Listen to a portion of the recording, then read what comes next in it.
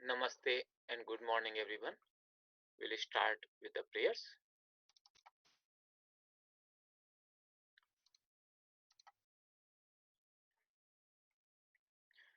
Om Gurur Brahma Gurur Vishnu Gurur Devo Maheshwaraha Guru Sakshat Parabrahma Tasmai Shri Gurave Namaha. Om Sahana Vavatu सहनौ भुनक्तु सह वीर्यं करवावहै तेजस्विनावधीतमस्तु मा विद्विषावहै ॐ शान्ति शान्ति शान्तिः.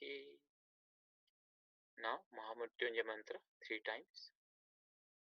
ॐ त्र्यम्बकं यजामहे सुगन्धिं पुष्टिवर्धनम् उर्वारुकम् इव बन्धनात् मृत्योर्मुक्षीयमामृतात्.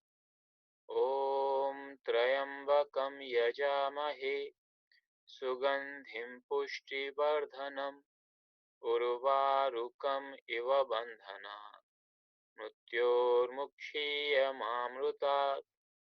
ॐ त्र्यम्बकं यजामहे सुगन्धिं पुष्टिवर्धनम् उर्वारुकम् इव बन्धनात् मृत्योर्मुक्षीयमामृतात्.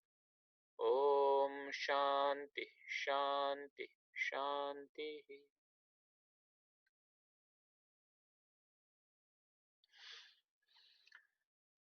Welcome everyone. So today it's the second class for our Sanskrit Next Level 2 course. We are also having in parallel the scripture course, which is a part of Sanskrit level 2 as well. But for grammar class, this is the second class. So that's the schedule would be Mondays 9 a.m. Miami time. We'll have the grammar class of Sanskrit level 2 course, and Saturdays 11 a.m. Miami time we'll have the scripture class, Bhagavad Gita second chapter, as a part of it's still a part of our level 2 course. So last time in this class we did the unending nouns. So we did, for example, Atman, Karman, and there was a mistake. So this was the mistake which I want to correct, and it was corrected in the solutions. So I just wanted to point out that in the Karman there is only one form, Karmani, in the dual. It's not an alternative form. So if you have checked the notes of the last class, you would have seen that it is corrected there and explained the logic. If you have not seen the notes of the last class, then please do so. I'll just pull it up here for you.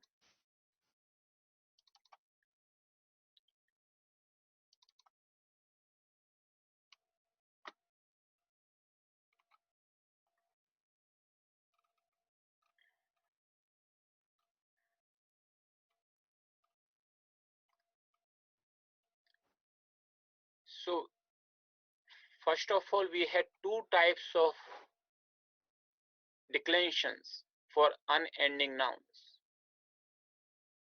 One is of the type Rajan and Naman, and here it is determined whether this last two letters is this preceded by a simple consonant or a conjunct consonant. So I defined a conjunct consonant. A conjunct consonant is where two or more consonants come together without an intervening vowel. Like in Atman, this tum, takara and makara, they are coming together without an intervening vowel. You have to be careful, those who are following in the IAST script, that these are not the English consonant, these are the Sanskrit consonants. So something like dha, which is written as dh in IAST, it's a simple consonant, it's one consonant. So please be very careful about that part, that when we talk of the vowel, we talk of the consonant, we are talking from the perspective of Sanskrit alphabet, even if we are using the IAST script. So when an is preceded by a simple consonant, then we have type 1, type of declension. In type 1, we have three forms. A strong form, where the akara changes to akara, like raja, rajanam, rajanaha. Then weak form, where the vowel remains unchanged, akara remains as akara, like rajabhyam. Here akara of akara, which follows jakara, remains unchanged.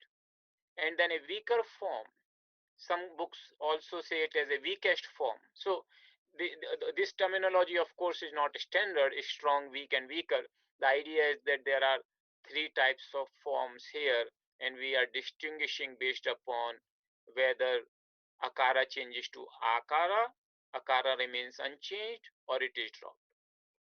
So those are highlighted in blue, the weaker forms, and the weak forms are unhighlighted, and strong forms are highlighted in yellow. This locative singular, it allows alternative form, that which is both weak as well as weaker form, both. So there is a option. Now in the neuter, we have in the dual namni and namani. So there is an alternative form in the first and second case dual in the case of naman. So please go through this if you have not already, the class notes, and also we have corrected the solutions for the exercise in the last classes. Here there was a sandhi rule which we haven't discussed in detail. We'll do sometime during this course. But the sandhi rule is this: if a dental letter, if you remember the alphabet, this tavarga, takara, thakara, dakara, dhakara, nakara, this is 5 consonants, they come together as a part of tavarga, as a part of the alphabet, dental letters. And then sakara also is a dental letter. When these 6 dental letters, they come in the vicinity of palatal letters, chavarga and sha, chakara, chakara, jakara, jhakara, nyakara, shakara. And here this sandhi rule is a little bit different than what we read earlier. Earlier the sandhi rules we had, that was what follows. So A plus B, A is the preceding character, B is the following character, and then you will have something as a result of it. But here the rule says that it could be either immediately before or after, and then palatal letter changes into the dental letter. So that's what the rule says here. An example is Sat Chit.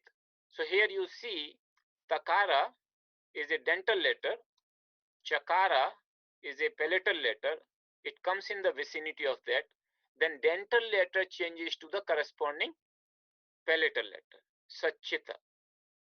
Similarly, in the Rajan forms, we saw when Akara is dropped, Jakara comes in vicinity of nakara, or we could say that nakara comes in the vicinity of jakara. Nakara here is the dental letter, jakara is the palatal letter, and as a result dental changes into palatal. So the corresponding palatal for nakara is yakara. I hope you are quite familiar with the alphabet and these things are not difficult for you to follow. Then there is a type 2, Atman and Karman. Here it is distinguished that the an is preceded by a conjunct consonant. That means two consonants coming together without an intervening vowel. There are a lot of examples of this kind: Atman, Brahman, Karman, Advan. And there is another condition which I did not discuss in the last class, but later on there were some questions, that an is preceded by a conjunct consonant, and as well the last letter of the conjunct consonant is makara or vakara. So if you look at here, an is preceded by a conjunct consonant, takara and makara is the last letter of the conjunct consonant. Conjunct consonant doesn't have to have just two, it could be any number of consonants coming together without an intervening vowel. That's the condition. It just doesn't have to be two, it could be more. But if the last consonant of the conjunct consonant is makara or vakara, then we have the type 2 forms. In type 2 forms, we don't have strong, weak, and weaker. We only have the strong and weak. There is no weaker form. So those are highlighted here, and these we discussed in the last class. Now, one thing which the question came in the last class was related to Murdhan. Now you see, Murdhan is a case where it is preceded by a conjunct consonant. If you look at the word Murdhan, it is preceded by a conjunct consonant, Refa and Dhakara, but the last letter of the conjunct consonant is not Makara or Vakara. So because of that, it will follow type 1 forms. Now most of the cases where an is preceded by a conjunct consonant, the last letter is indeed Makara or Vakara. That's generally the case. But in some cases, like Murdhan, an is preceded by a conjunct consonant, but the last letter is not Makara or Vakara. In this case, Murdhan is declined like Rajan, type 1 conjugation. So with that, I hope whatever the questions were there for the last class, they should be clarified, and it's very well documented in the class notes which are posted in the drive. So please go through these class notes if you have, and it should be clear to you.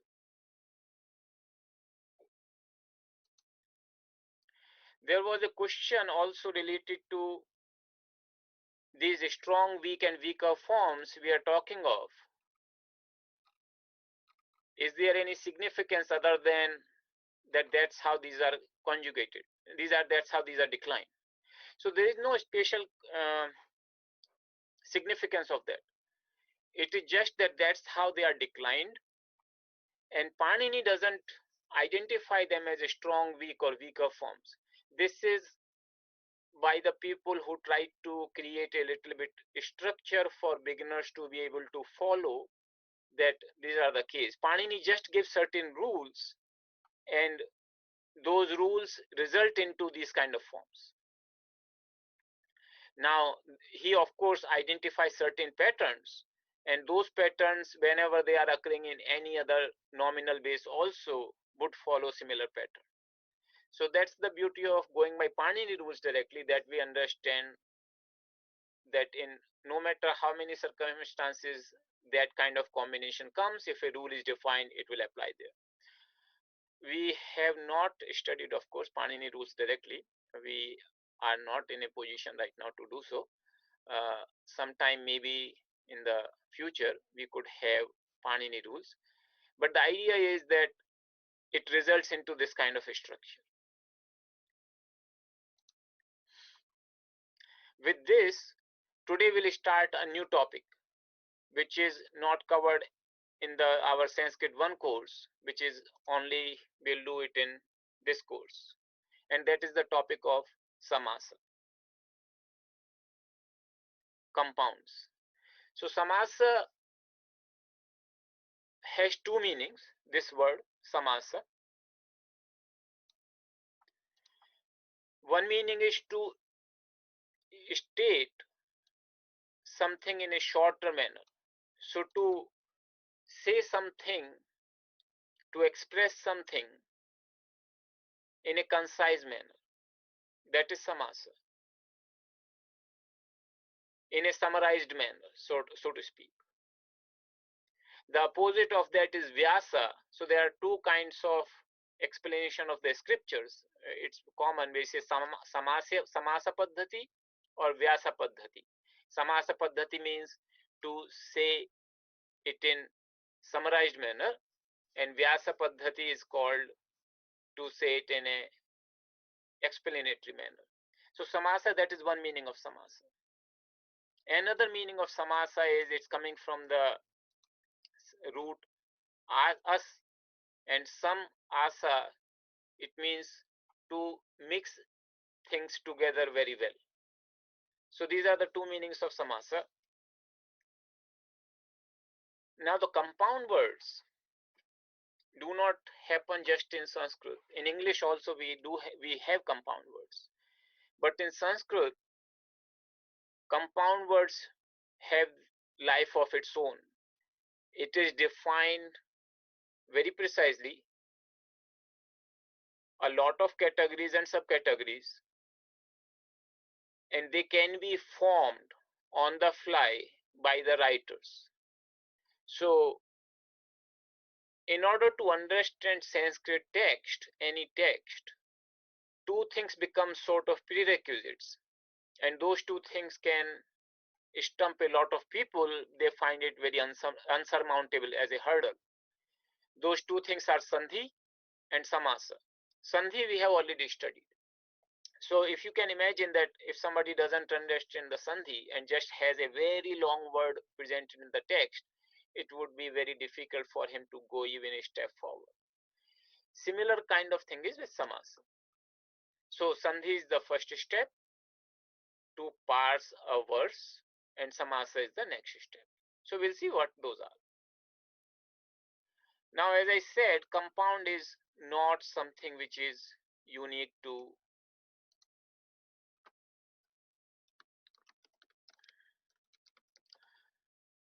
Sanskrit. In English, we do have compound. So something like bookshelf,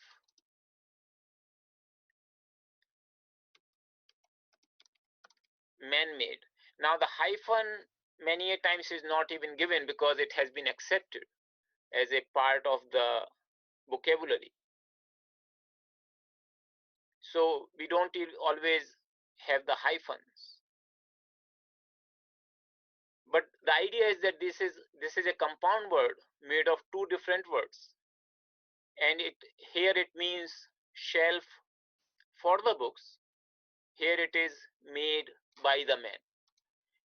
Man-made does not mean made for the man, though there could be a compound possibly indicating made for the man. But the way the language has evolved, the way the word has been accepted, man-made has a very distinct meaning, means made by men, made by human beings. Bookshelf similarly doesn't have shelf made of books or made by books. It has shelf for the books, for keeping the books. So in English, these kind of compound words are very few. But in Sanskrit, this variety and the quantity is just mind-boggling. You could have compounds in all sort of possible ways.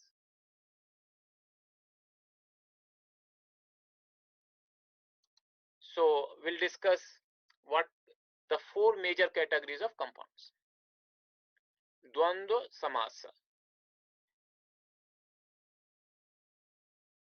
Then second is called tatpurusha samasa. Then there is a subcategory of Tatpurusha, Karma Dharaya. We'll discuss all these in quite detail so that you understand. Then third is Bahubrihi. Fourth is Avyayi Bhava Samasa. Now Dvandva Samasa. This Samasa is applicable when two words. So remember, Samasa is always when two words come together. That's when the Samasa takes place. A compound word takes place when two component words come together. Now in case of Dvandva Samasa, the two words which have equal importance, they come together, it becomes a Dvandva Samasa. So in English, if we go by the English example, then something like pots and pens, we say like that, right? Pots and pens. And many times it is written as a single word. It simply means pots and pens. That's what it means.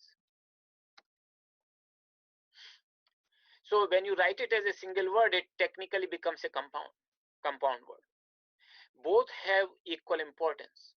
Both words are equally important and they exist independently.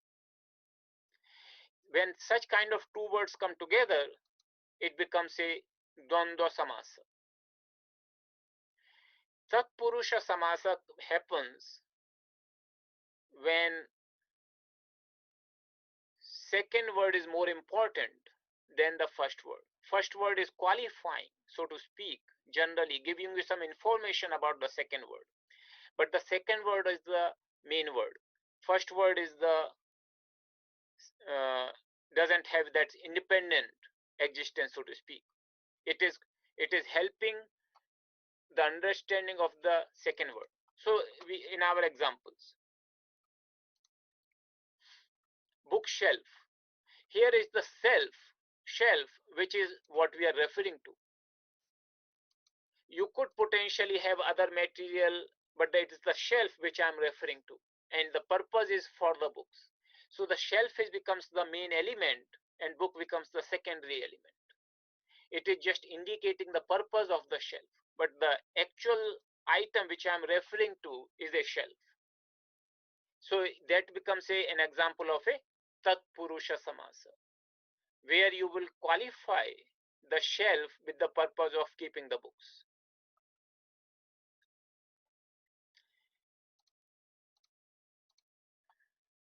Bahubrihi Samasa.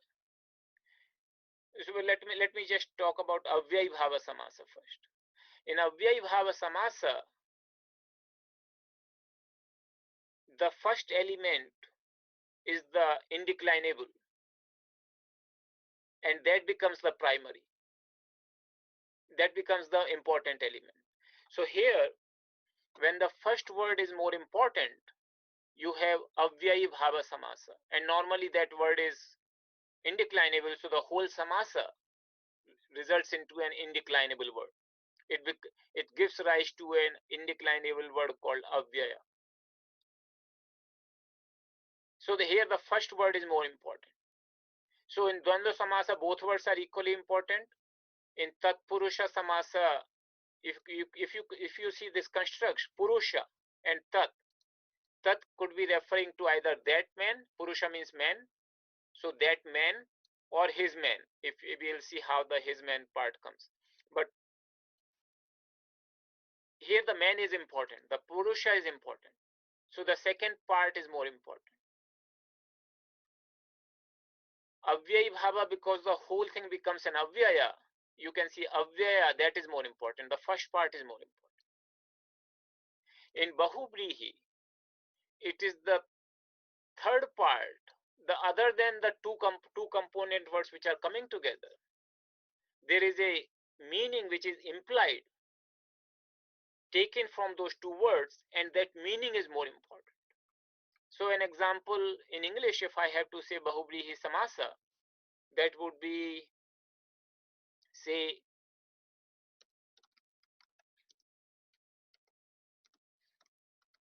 black belt. When I refer to somebody that he is a black belt. I'm not referring to a belt of a black color. I'm referring to a person who has earned this black belt as a result of some expertise, as a result of passing some competition. That person has earned black belt, and when I say he is a black belt, I'm referring to a person. I'm not referring to either black or belt. I'm referring to a person who has earned this black belt. Similarly, when I say redhead, I'm not referring to the red primarily or the head primarily. I'm referring to a person who has reddish hair. So these are the examples where an element which is other than the words indicated in the compound, that becomes more important. That becomes the primary purpose of the using the word. So today we'll discuss in detail is Dvandva Samasa.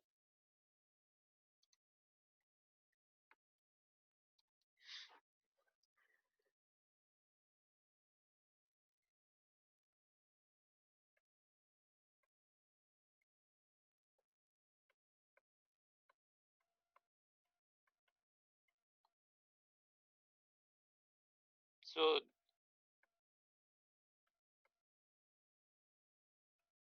Dvandva. Now if you can see, I can take this word as Dvam plus Dvam. Dvandvam. Dvandvam. Dvam plus Dvam. Dvam means two. So two. That means both are important. So consider it this way. Because this word is repeating twice, both words are equally important in Dvandva Samasa. Dvam, Dvam, two, two. That's how the Dvandva Samasa is. Examples of Dvandva Samasa. So what are the examples?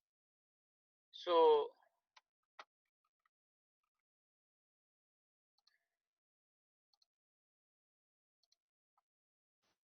I could say, for example,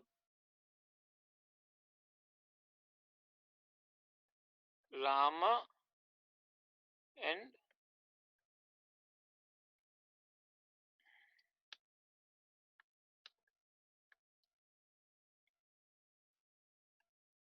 Shyama.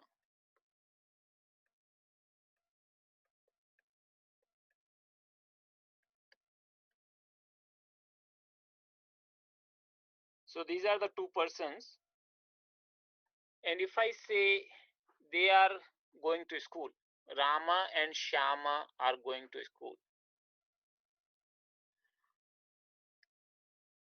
So I can have the sentence in Sanskrit made in two different manners.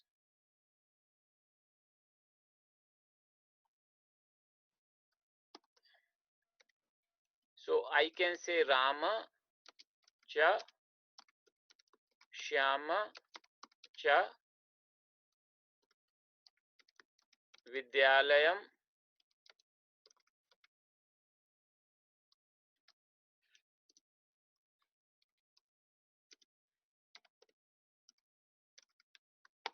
Gachatah.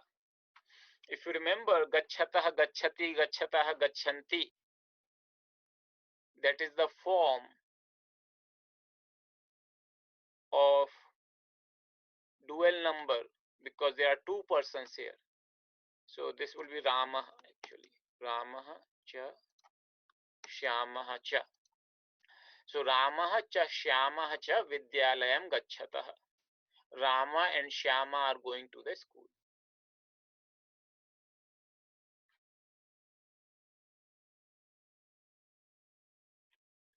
If I have to express the same thing as Samasa, so in Samasa what happens? I express this thing as, instead of Rama cha Shyama cha, I will just express here as Rama Shyamau Vidyalayam Gachatah. So Rama Shyamau Vidyalayam Gachatah.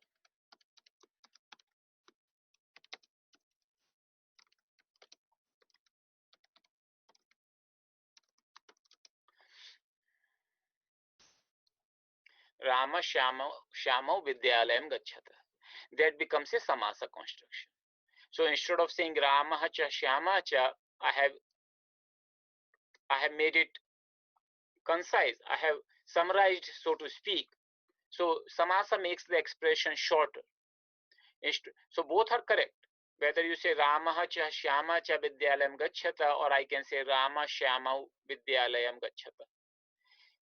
Here you can see Rama and Shyama are two components. Both are equally important, not necessarily in the terms of persons. Here the importance is not considered from the social perspective, but from the grammatical perspective. Means two words indicate the nouns and both are important in that sense. So please do not take the importance from a social perspective that Rama may be Shyama's boss and therefore he is more important.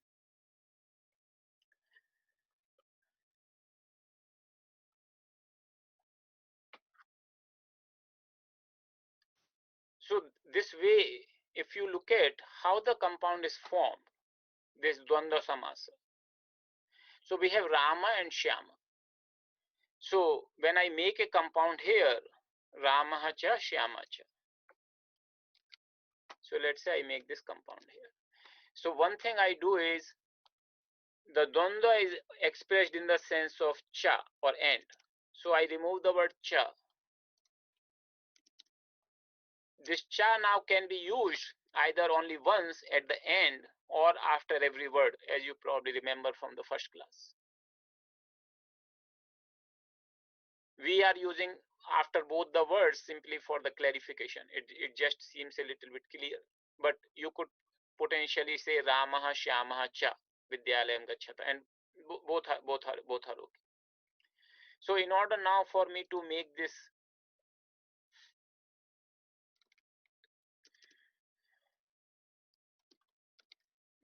samasa, here I'll say this is equal to, so I remove the word cha.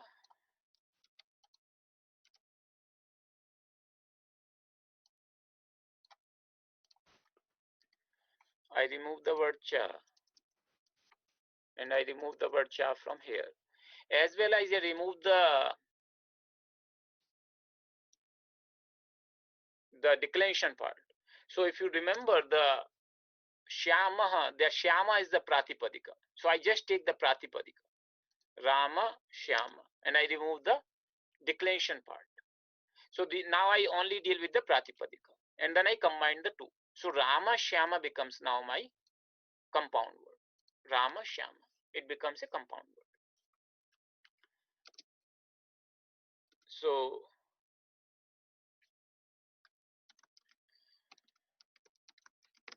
Rama, Shyama.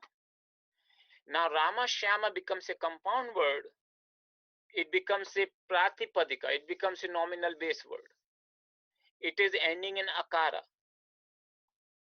So just like the forms of Rama Shyama will also come. The difference is that Rama Shyama, because it represents two people, the only declensions will be in the dual number. There will be no singular all plural declension of this word called Rama Shyama. So that's why the first case you will have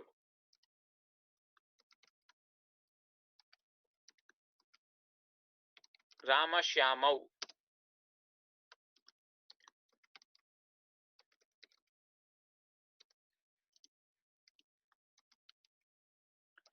Rama Shyamau. This will be the first case. Similarly, second case, because it's always dual number, it will again be Rama Shyamau. Then Rama Shyama Bhyam, like that. So all the 8 cases, so to speak, including vocative, they would be applicable for this samasa, but because it is dual number, it will only go into the dual numbers declension. So with this, I actually use this declension here. It is a subject. It is the nominative case. Rama Shyamau Vidyalayam Gacchata. So that's how you make Dvandva Samasa. It's pretty simple. Process is pretty simple. And you will find a fair number of cases of Dvandva Samasa in the literature.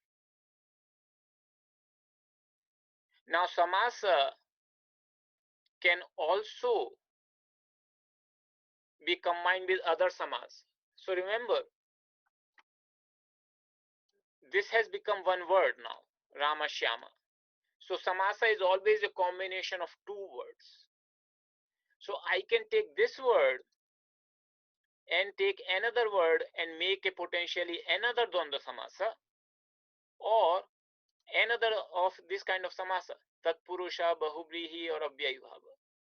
So there is no stopping, there is no rule that how many component words can come in a Samasa finally. The rule is that two words together come at one time, but then it forms one word, and again that word can combine with another word to make another word of those. So the total component words could be any number of words. Sometimes Samasa could be very, very long, going more than even one line. And that's what increases the complexity of Samasa.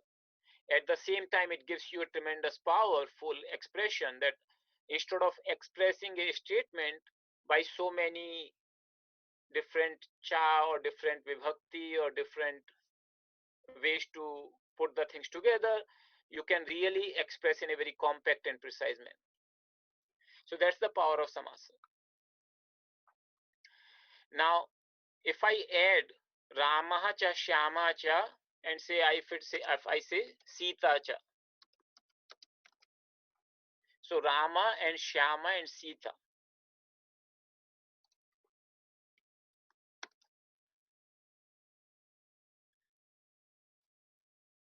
So here my word will become the same logic.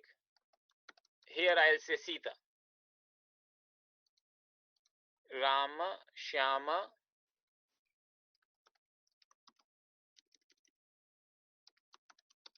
Sita.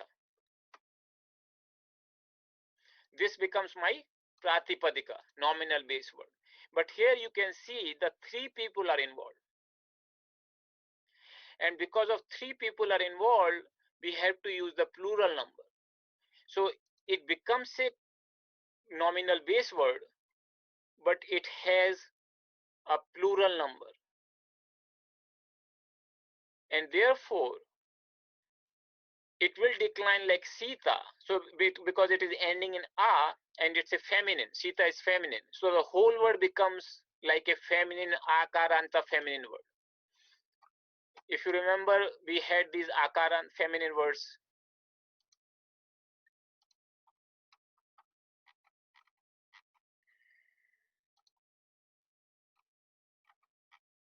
Like Gita, if you remember this Gita, like Sita. So this is the Akaranta feminine word. So it will decline like this, but only in plural.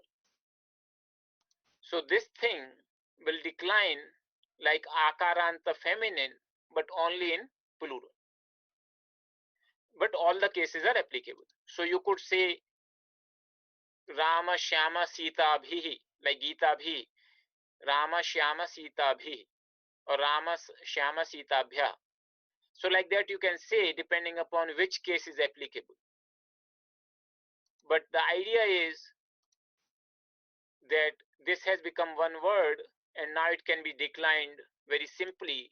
So as we saw in the declinations, it doesn't matter how big is the word. It matters is how is it ending and what is the gender.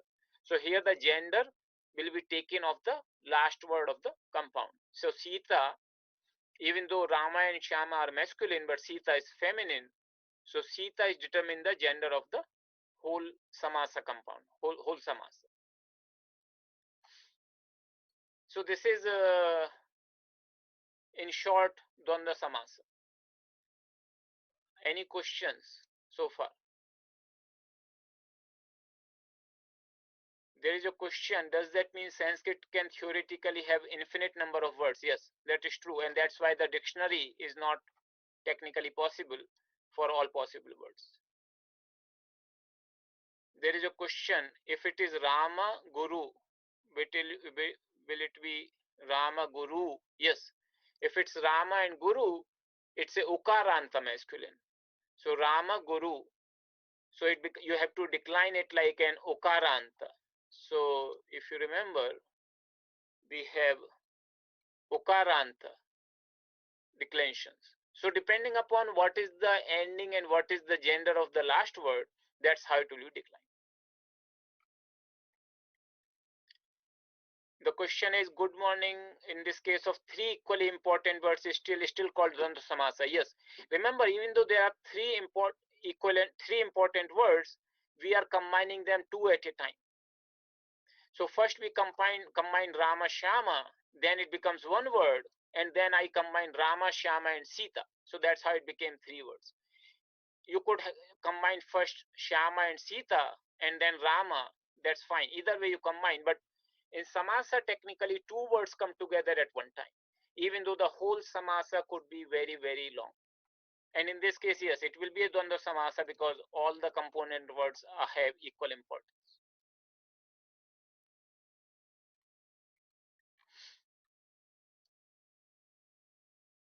Okay, I'm trying to go through your questions. I see a lot of questions. So,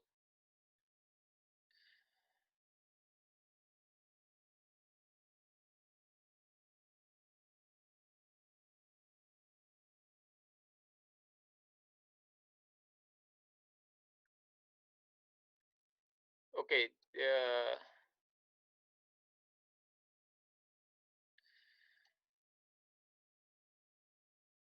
There is a question related to the earlier topic I was discussing, unending nouns, Vartman.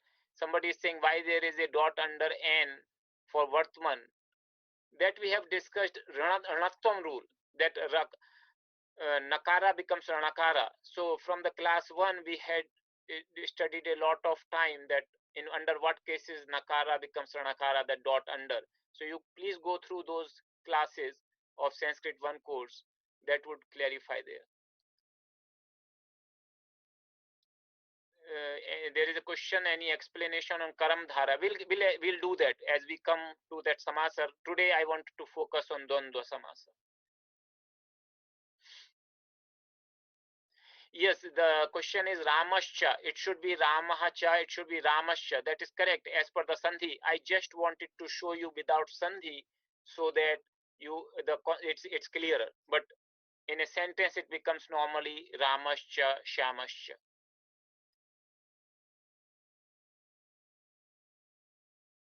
So the question is, should it not be Vidyalayam? Yes, that is the typo on my part. So it should be Vidyalayam.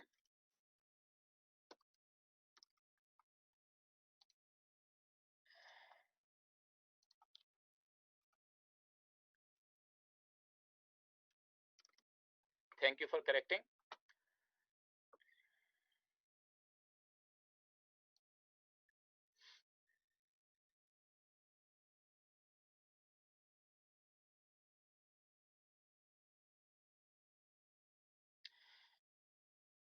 There is a question, could you list the English examples in the upper left of the whiteboard according to Samasa list to help us remember? So for now, I gave only one example of pots and pans for Dvandva. And this is like Tatpurusha.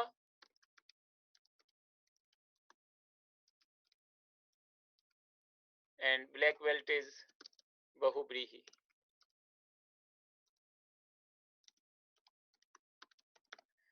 We'll discuss these examples in more detail, Tatpurusha and Bahubrihi.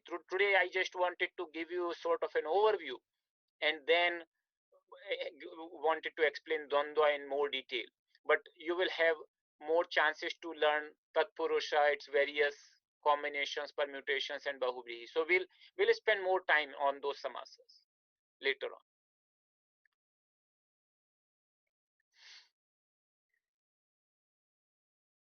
There is a question, instead of Sita, if we put Gita, is that going to be feminine? Yes, Gita is a feminine.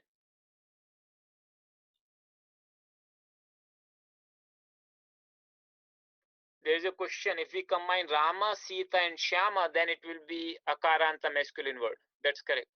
If we say Rama plus Sita plus Shama, then it will become a masculine word.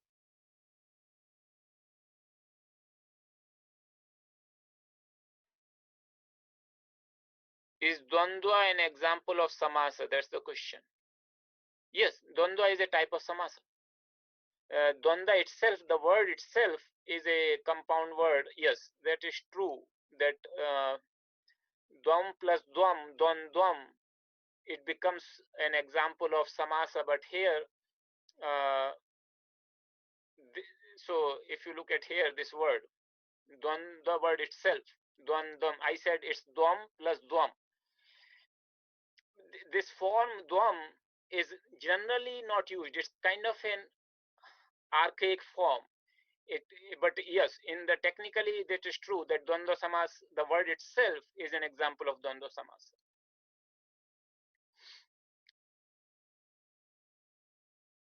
There is a question, Pranam Swamiji, for the last Samasa example, would not Sita be Sita? Ha, yes, that is true. This is the Pratipadika, Rama, Shyama, Sita.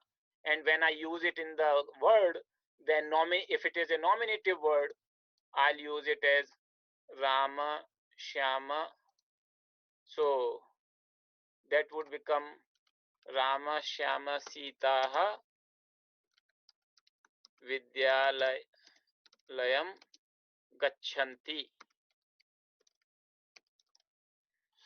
Rama, Shyama, Sitaha Vidyalayam Gachanti. That's how it will become.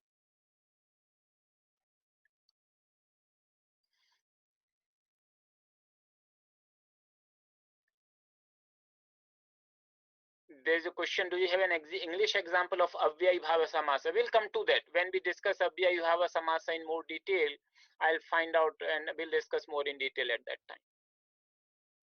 So Rama, Shyama, Sita, because it includes three members, it will always be in the plural.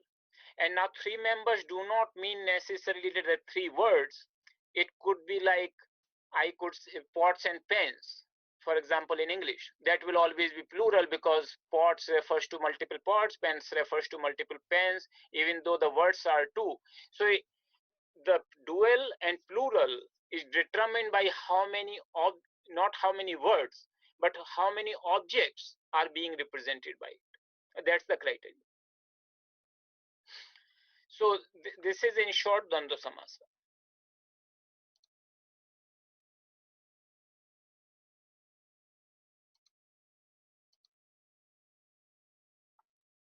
If you, I'll just take one more type of Dvandva Samasa. So there are two types of Dvandva Samasa. One is called Iterator Dvandva, another is called Samahara Dvandva. So whatever we studied so far, they are all Iterator Dvandva. Iterator means separate sort of, you can understand. Iter actually means other than, but here it means separating each word. So Rama cha, Shyama cha, Sita cha, and then in the compound, they, even though we create one word, they remain in the separate meaning.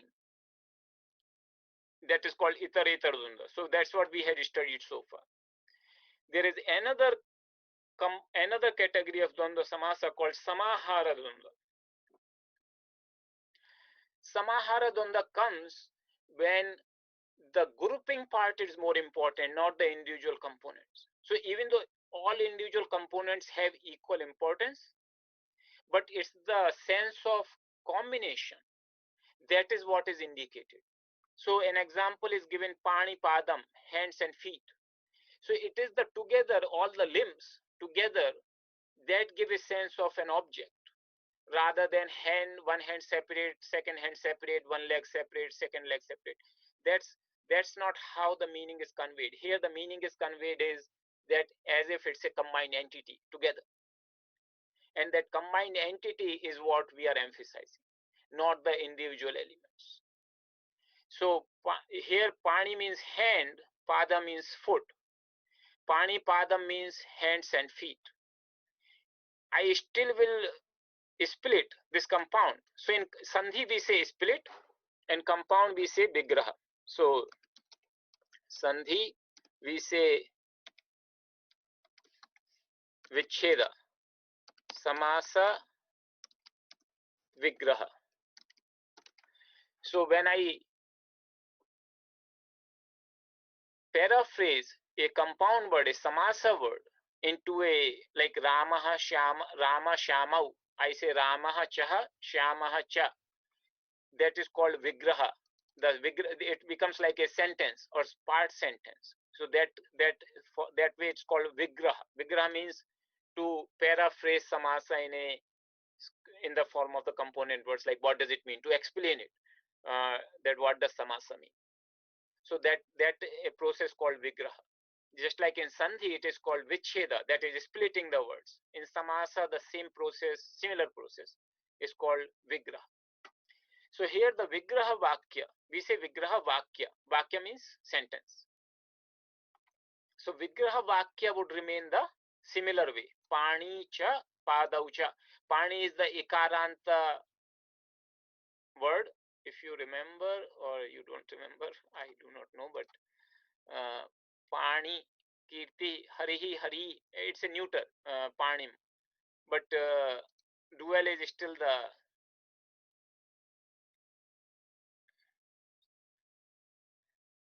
this Hari, so like this.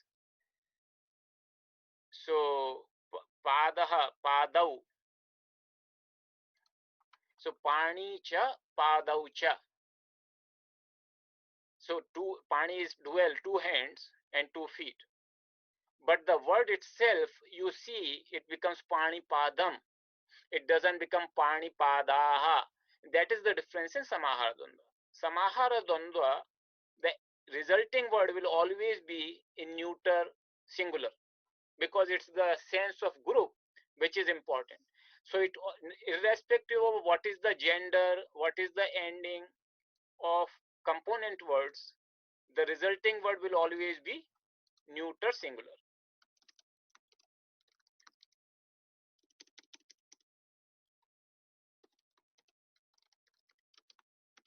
So that is the main difference between the Samahara Dvandva and Iteretara Dvandva. The meaning remains the same. Here the emphasis is on the collection itself, and there the equal components are emphasized. The individual components are equally emphasized. Here the emphasis is on the collection itself. So it always results into a neuter singular. That is the main difference between Samahara and Iteretara Dvandva. Similarly, there is a word called Gata Gatam, this verse in Bhagavad Gita 9:21. It says, Gata Gatam Kama Kama Labhante. Gata Gatam, it's a neuter singular, but it actually is a Samahara Dvandva. It says Gatam Cha Agatam Cha. Gatam means which is gone, Agatam means which is come. So the verse basically says that those people who try to fulfill their desires, they only attain the things which are of the nature of going and coming. No permanence. They attain the things which are of the nature of going and coming. So that is Gata Gatam. So here it's the going and coming separately. The emphasis is not there. Emphasis is in the transience or temporary nature, that these are the things of the nature of going and coming. Now in Sanskrit, there is a lot of rules Panini has made that under what conditions can you form a Samahara Dvandva and under what conditions can you make Iteretara Dvandva. We are not going into those conditions. Those are quite advanced. What I want you to understand that just when you look at the word, because we are trying to more like understand the scriptures, that's our object. So be aware that it is a neuter singular in Samahara Dvandva. That is important. Iterator Dvandva, the resultant word would be either dual or plural. There is no possibility of a singular word in Iterator Dvandva. It will be either dual or plural. So that is the main difference. So there are some questions still. Let me see.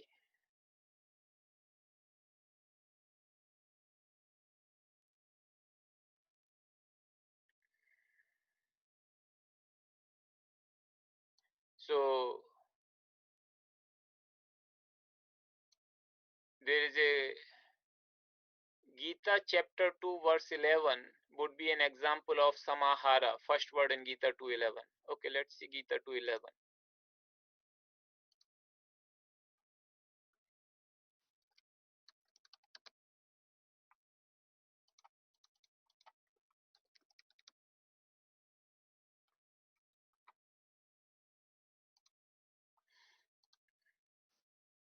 Ashochan anva shochaswam.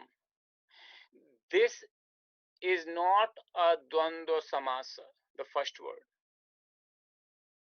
These are actually different words when you split the sandhi. So we will not go there right now, but this is not a dvandva samasa. The first word of 2:11 is not a dvandva samasa here.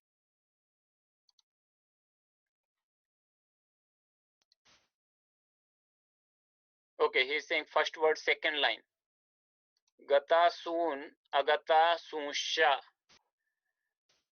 So this is also not dvandva samasa. These are two different words. Gata soon, agata soon. We will discuss them later. Maybe it will come in our scripture class actually, because we are doing the second chapter. So that's where it will come in much more detail in our scripture class, that how these words, what is the how these words are to be interpreted. So remember, dvandva samasa, when we make a pratipadika, it can, as I said, it can be used in any case, but the number has to be either dual or plural depending upon the samasa type. But the case could be any. So I could, here I'm saying Rama and Shyama are going to school. I could also say I give this book to Rama and Shyama, both of them. So in that case, giving is represented by fourth case. So I'll just, like in the fourth case, it is Rama Bhyam, Akaranta. I would say there Rama Shyama Bhyam. Aham Rama Shyama Bhyam Pustakam Dadami. I give this book to Rama and Shyama. So it becomes Rama Shyama Bhyam.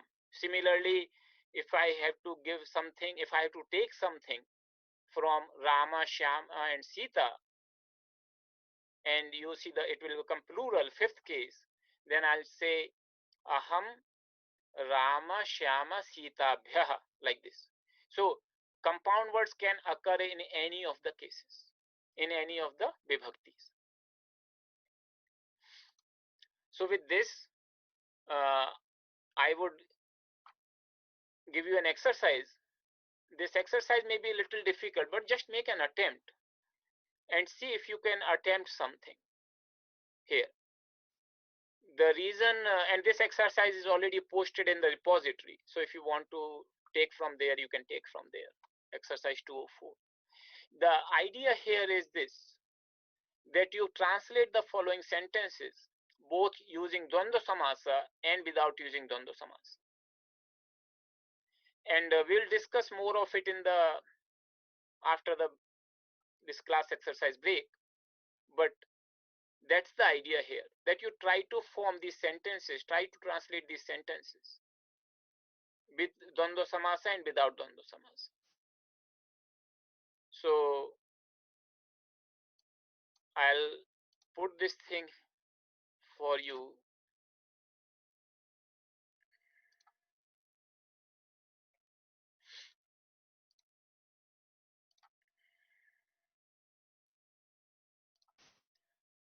So this is the exercise.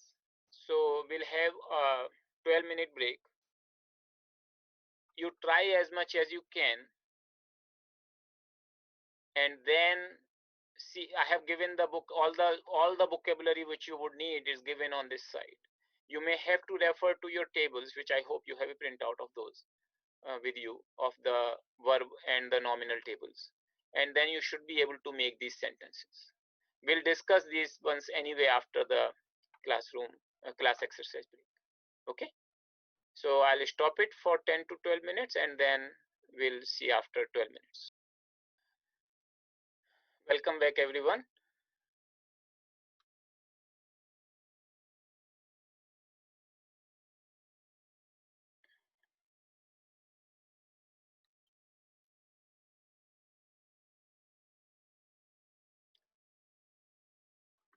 So I do not know how difficult it became, or was it okay. We'll try these things, and then you will see how does this work.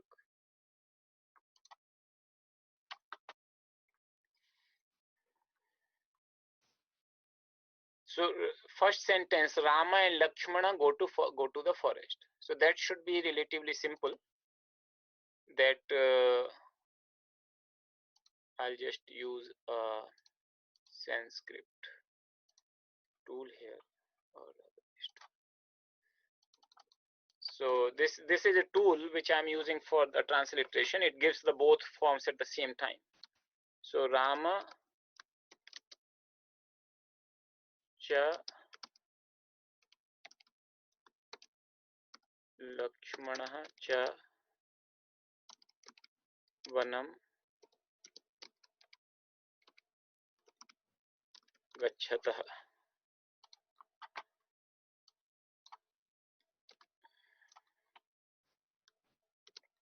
So Ramaha cha Lakshmanaha cha vanam gachatah. That is the first sentence. If you look at,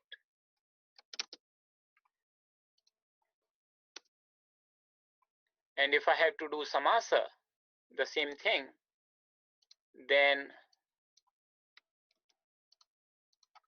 I basically say Rama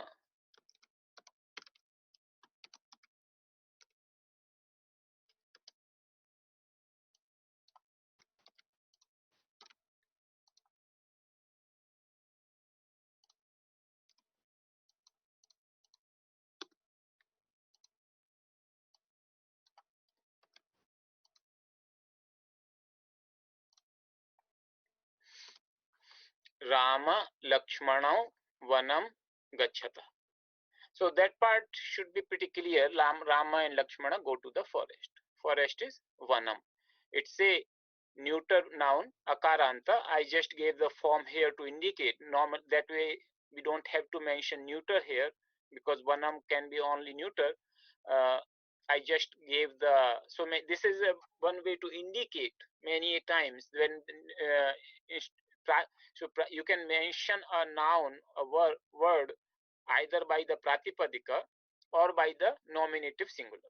So nominative singular vanam means automatically you would know it's a akaranta neuter noun.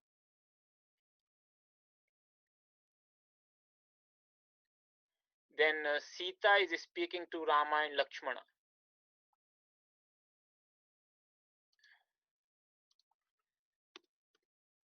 So here Sita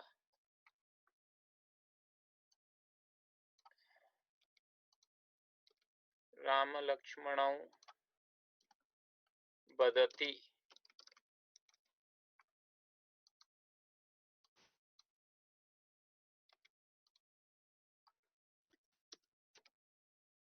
Sita.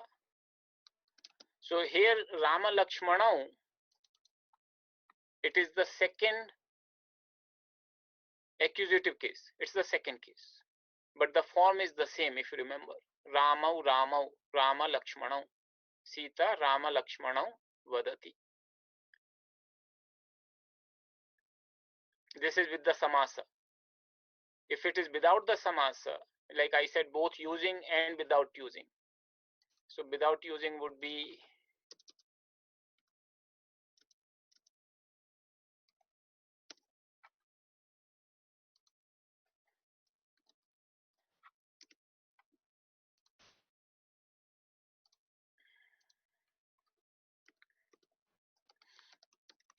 Sita Ramam cha Lakshmanam cha Vadati.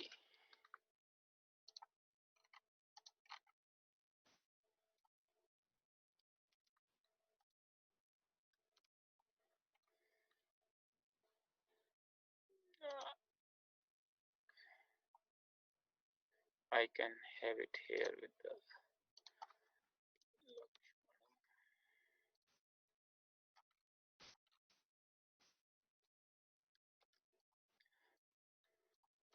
So both of these sentences, Sita Ramam cha Lakshmanam cha vadati or Sita Ram Lakshmano vadati, they are equivalent.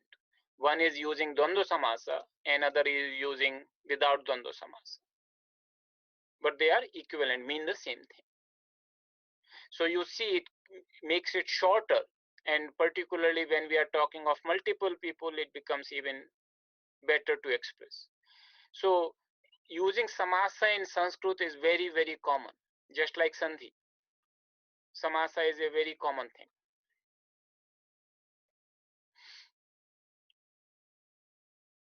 And we'll post the solution to this exercise in our repository, but I hope you understand the logic behind it. Similarly, like I will just do one more sentence here. Dasharatha gives a chariot for Rama, Lakshmana and Sita. So if I have to use this sentence without samasa, here the gives is the root called da.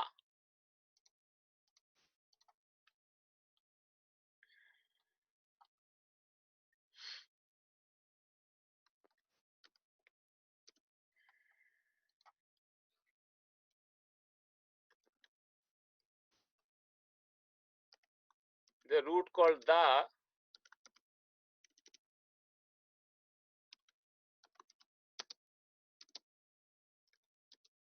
to give, and it has the form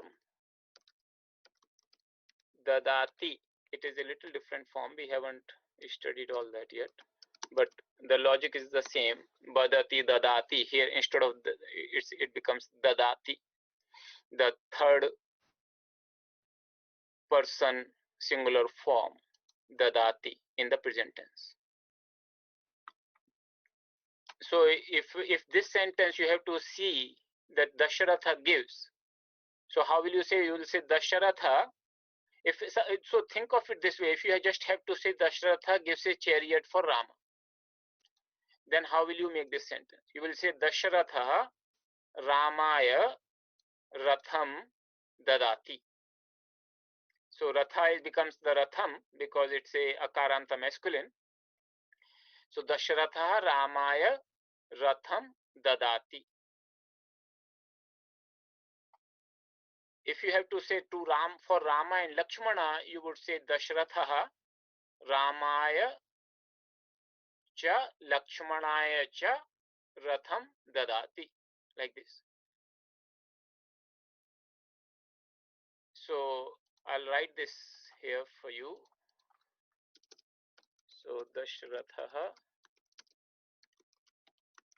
Ramaya cha.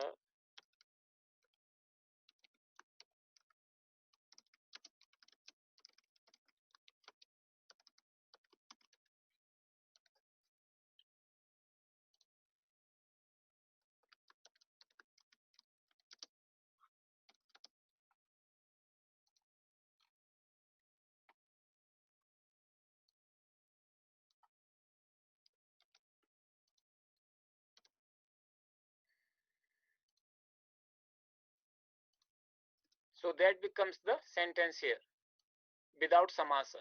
See, Dashratha Ramaya cha Lakshmanaya cha Sitayai. If you remember, the dative, it will become dative case Gitayai, dative case singular. Similarly becomes Sitayai, Ratham Dadati. But if I have to use samasa for this, samasa would become Rama, Lakshmana, Sita, and in that case I can use the plural form of plural feminine form. Sita, Gita, Gitabhya. So I'll say Rama, Lakshmana, Sitabhya.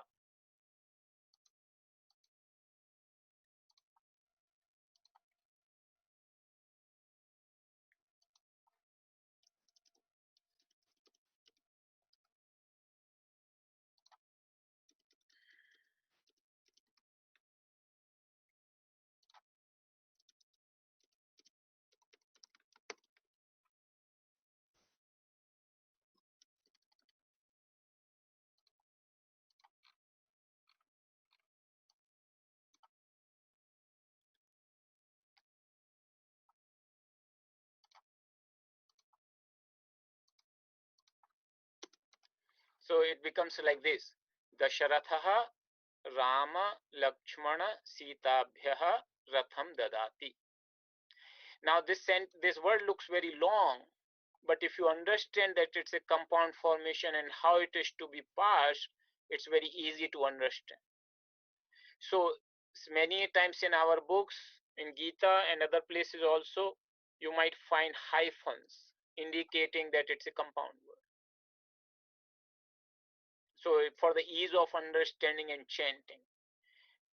Traditionally, Sanskrit does not use hyphens, and sometimes it becomes impractical also to put hyphens. But the idea is that it has become one word. It's a one word, so you cannot split this word. You cannot give a space. You cannot put Rama some other place than Lakshmana because it's one word. So remember, this is the major difference between Sandhi and Samasa. In Sandhi, when I say Ramahacha, I can make it as a one word called Ramascha. So here I can say Ramascha and it becomes a one word, but I can always say Ramahacha and it will not change the meaning. So I can write it either way. I can split and I can put the words in different places. I can put Lakshmana first, Rama later, Vanam here. Like Sanskrit, as you remember, it's a free word order language. So I could put Vanam first, Ramahacha. But when it is talking of the compound, the whole compound is one word. So you cannot technically give a space between the component words. So this is a very important thing. And one person was asking what is the difference between Sandhi and Samasa. So that is one very important difference. In Samasa, it becomes one word and that word cannot be split. In Sandhi, even though it appears like a one word, but it is still two different words and you can always express them as two different words. It will not change the meaning. So I hope with this exercise you understand that you try to submit this exercise doing your own and then we'll also post the solutions. Just one thing about Dandva Samasa. In Bhagavad Gita, Lord actually has mentioned this Samasa by name. In Bhagavad Gita 10:33, it says, Aksharanam akarosmi dvandvaha samasikasya cha. I am the dvandva among samasas. So we saw four types of samasas and he says, I am the dvandva among samasas. Means dvandva is considered so important. This 10th chapter, Lord is saying, I am this among this. I am the akara, the first letter among all the letters. I am the dvandva samasa among all the samasas, all the compounds. So I mean, all samasas are important, of course, but I just wanted to bring your attention to this verse from Bhagavad Gita where Lord himself is saying that I am the dvandva samasa among the compounds. It is one of the, just like the akara is the first letter people learn, dvandva is the first compound people learn. It is considered a very basic compound, very simple and basic compound.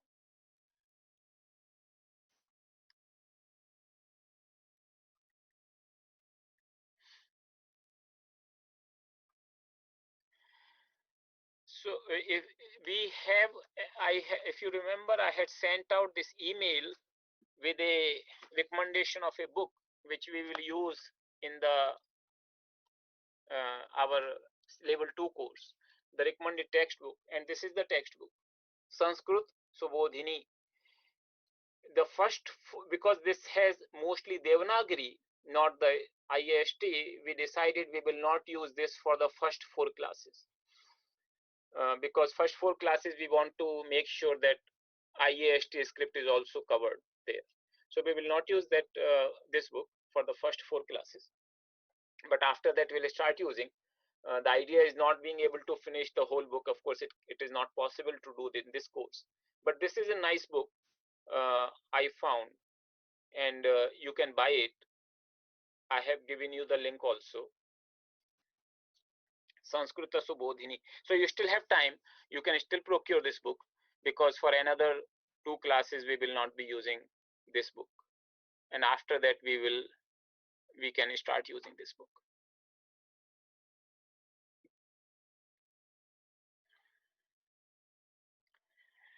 I have not seen many exercise submissions from many of you for the past class.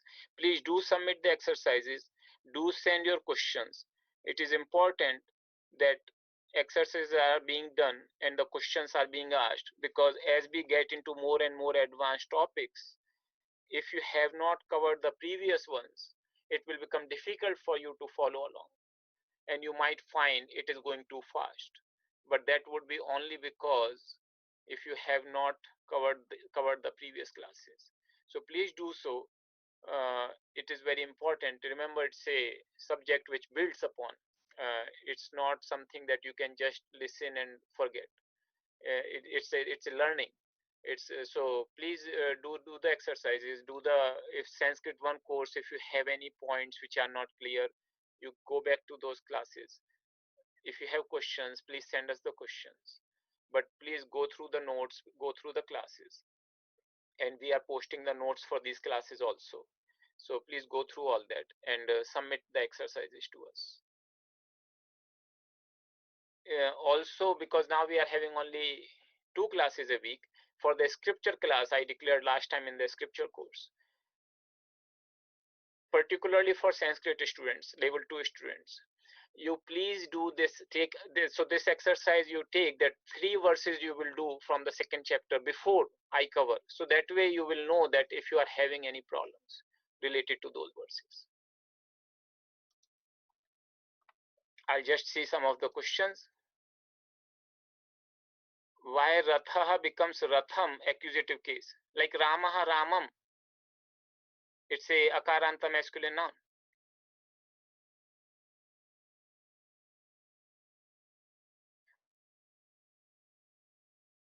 There is a question. Please, there's a question. Please give the name and author of the book you recommend. It's already included in the email. The first email which you received, it has there Sanskrit Subodhini by Madhav Deshpande. It also, I gave the link there.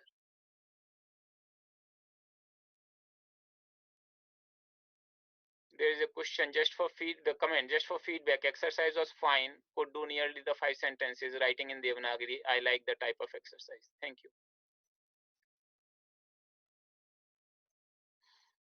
So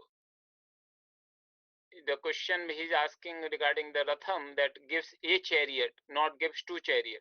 So remember, this is the thing, that when you translate literally from English to Sanskrit or Sanskrit to English, we will get into these kind of problems. So accusative means it's an object of the verb da, to give. What are you giving? You are giving the chariot. So that's how it gets into accusative case. And this you have to learn. You cannot literally translate that two, it has to come two. The Sanskrit and English are not equivalent languages. So you have to learn Sanskrit the Sanskrit way.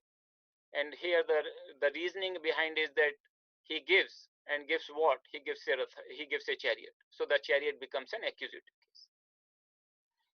There is a comment, it is hard to get outside of US and India. Neeraj, I don't understand, what does this mean?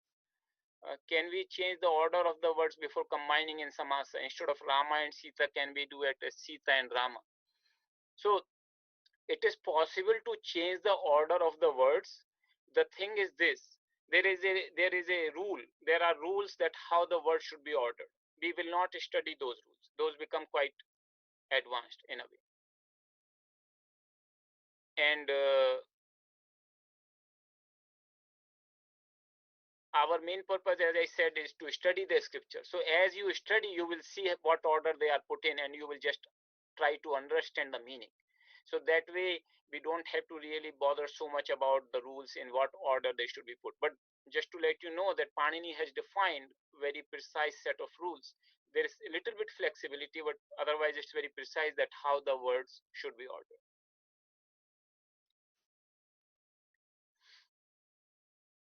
Can we use Tritiya Vibhakti for the second question? Sita is speaking to Rama and Lakshmana. So generally no.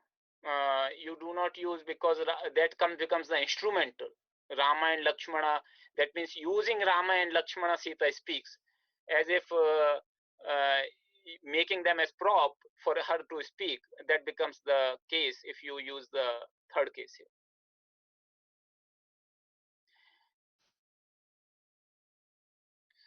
What is the name of the tool you are using? I'm using iTranslator.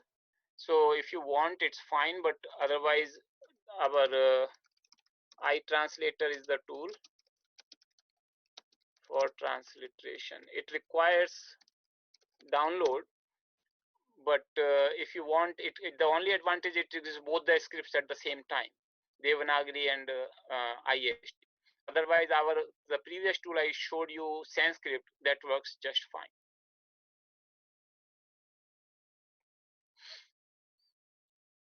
Okay, so with this we'll close it, and with the prayers.